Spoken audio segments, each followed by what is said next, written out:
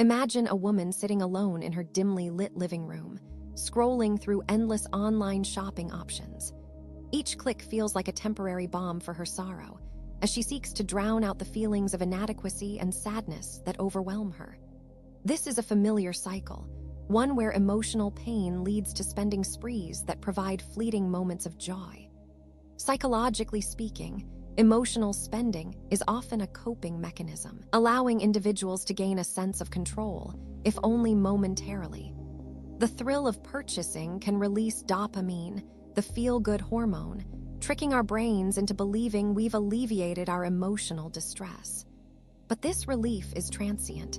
The emptiness returns, leading us to spend more in an attempt to fill that void. Real-life stories abound, from someone who splurged on designer handbags after a breakup to a man who bought expensive gadgets as a distraction from work-related stress.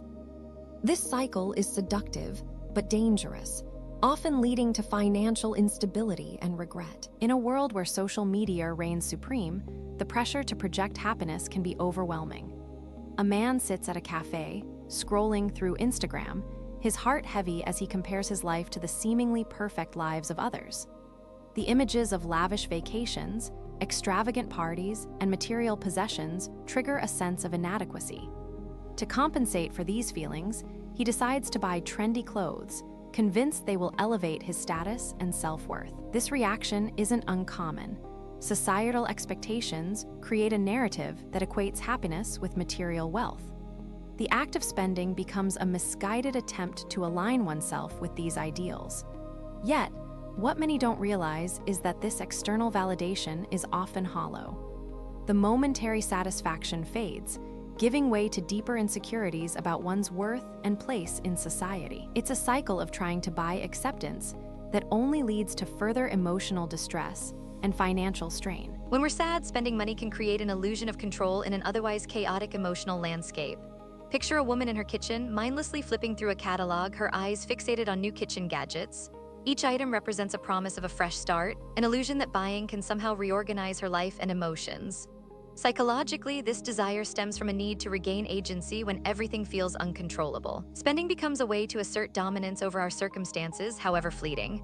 The irony, however, is that this pursuit often leads to more chaos. The bills pile up, guilt seeps in, and the cycle of emotional distress emerges all over again. This false sense of utility can distort our financial judgments and create a volatile relationship with money. It's a dance with our emotions that often leaves us deeper in the hole than when we began. After the retail therapy wears off, a man stares blankly at his credit card statement. The thrill of his spending spree has turned into a wave of regret as he confronts the reality of his financial choices. Many experience this post-spending regret, a common aftermath of emotional spending. It's a moment of painful reflection where we realize that the items purchased were merely distractions, not solutions.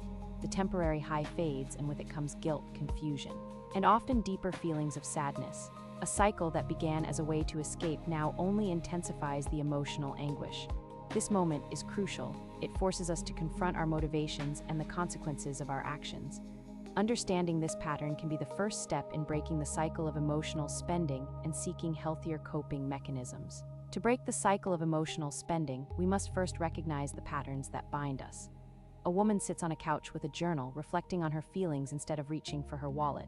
This transformative moment is key. It represents a shift from external to internal validation.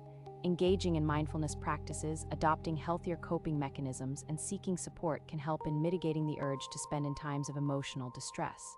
Therapy, whether professional or through support groups, can equip individuals with tools to navigate their feelings without resorting to shopping. Understanding that it's okay to feel sadness and that it's a part of the human experience can also lessen the burden. The path to financial health and emotional well-being is complex, but it starts with awareness and genuine reflection. Empowering ourselves to be vulnerable can be the antidote to the impulse to buy our way out of sadness.